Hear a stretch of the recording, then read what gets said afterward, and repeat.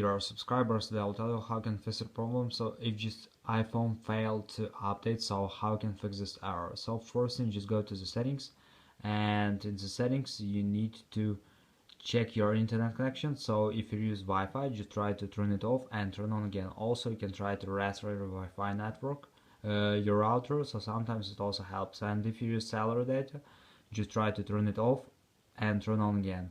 Also you need to connect your iPhone to charging port, to charge cable, and because or you need to have more than 50% of battery.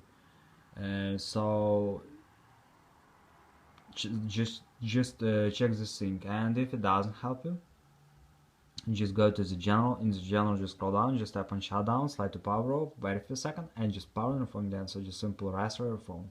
So thanks for watching, have a nice day, subscribe to my channel, click like, and bye.